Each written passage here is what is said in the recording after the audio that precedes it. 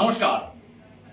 আজকে ভিডিওতে চর্চা হবে যে গতকালই কিন্তু প্রস্তুতি রয়েছে এবং আগামীকাল কিন্তু লোকসভায় ওয়াকফ বিল পাস হতে চলেছে এবং প্রশ্ন হচ্ছে এই ওয়াকফ বিলে কি কি বলা আছে।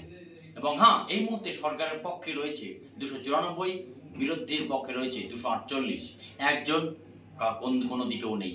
এই পরিস্থিতিতে কি কালকে নরেন্দ্র মোদী সরকার পারবে এই বিল পেশ করতে? এর আগে বেশ কিছু ঘটনা কিন্তু সে চিরাগ পাসওয়ান হোক, জেডিইউ হোক এবং টিডিপি চন্দ্রবাবু নাইডু এই বিল আটকানোর কথা তিনি ঘোষণা করেছিলেন। ইফতার পার্টিতে গিয়ে তিনি সরাসরি এই মন্তব্য করেছিলেন। কিন্তু এক নজরে সেই ছবিটা যদি আমরা দেখি তাহলে এই মুহূর্তে কে কোন অবস্থায় কি রয়েছে। ভারতীয় জনতা পার্টি 240, জেডিইউ 12, টিডিপি 16 এবং এলজেপি 5 এবং জয়ন্ত চৌধুরীর কয়েকজন সাংসদ রয়েছেন। এই পরিস্থিতিতে 294 রয়েছে ভারতীয় জনতা পার্টি, অর্থাৎ টিডিপি যদি এখান থেকে সরে দাঁড়ায় তাহলে কিন্তু কেন্দ্রে নরেন্দ্র মোদী সরকার পড়ে যাওয়ার সম্ভাবনাটা কিন্তু প্রবল রয়েছে। তার কারণ জেডিইউ এবং টিডিপি খুব বিচক্ষণ জানেন যে সংখ্যালঘু ভোট ব্যাংকের দিকে তাকিয়ে তারা কিন্তু আগামীতে রাজনীতি তারা ঠিক করবে। সামনে বিহার ভোট, সেই পরিস্থিতিতে জেডিইউ কিন্তু ভারতীয় জনতা পার্টির সঙ্গে একটি দ্বিমতের দিকে যাচ্ছে। কিন্তু হ্যাঁ, এই ওয়াকফ বিল যদি কালকে লোকসভায় পাস হয়ে যায় তাহলে কিন্তু অবশ্যই চিন্তার মধ্যে পড়বে। তবে হ্যাঁ, কি কি পরিস্থিতি রয়েছে তার আগে একটা বিষয় আমি আপনাদের জানিয়ে দিচ্ছি যে চন্দ্রবাবু নাইডু তার সঙ্গে এবং তার সাথে হচ্ছে চিরাগ পাসওয়ান, বিভিন্ন যে রাজনৈতিক দলের নেতারা তারা কিন্তু বিভিন্ন ধরনের কমেন্ট করেছেন, যেটা ভারতীয় জনতা পার্টির বিরুদ্ধে কথা বলেছেন এবং তারা এনডিএ জোটে রয়েছেন। চাচাশোলা আক্রমণ করেছিলেন চিরাগ পাসওয়ান, আপনারা খুব ভালো করে জানেন।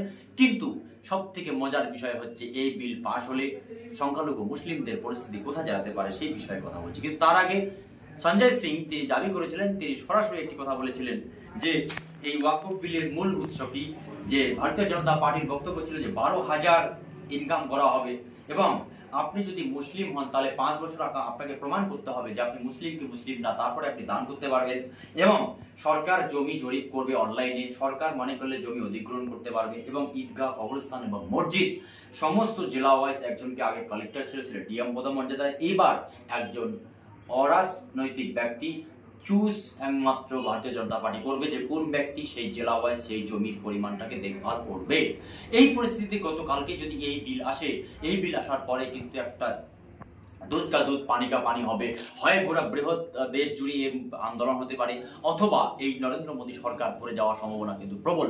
টিডিপি যদি সমর্থন তুলে নেয় তাহলে অবশ্যই কিন্তু ম্যাজিক ফিগার থেকে নরেন্দ্র মোদী সরকার পড়ে যাবে এবং দেশের প্রধানমন্ত্রী হতে পারেন জেডিইউ নেতা এবং তার সঙ্গে সঙ্গে কিন্তু বল্লে বল্লে হবে এবং খেলা হওয়ার সম্ভাবনাটা কিন্তু অবশ্যই। তবে হ্যাঁ, আমাদের অপেক্ষা করতে হবে আগামী কাল পর্যন্ত যে এই ওয়াকফ বিল পার্লামেন্টে এলে এই বিল নরেন্দ্র মোদী সরকার পাশ করতে পারে কি পারে না। তার কারণটা হচ্ছে এর আগে যখন বিজেপির সঙ্গে একটি ছোট আঞ্চলিক দল ছিল মায়াবতী কিন্তু ব্যান্ড হয়ে গেছে। এইবার সেই কিন্তু ভয়ে থরথর করে কাঁপছে কে, একদিকে টিডিপি চন্দ্রবাবু আর একদিকে জেডিইউ, কারণ সামনেই বিহারে বিধানসভা ভোট রয়েছে। যদি এই সমস্ত ভিডিও ভালো লাগে চ্যানেলটিকে লাইক, শেয়ার, কমেন্ট এবং সাবস্ক্রাইব করতে ভুলবেন না। আজ এই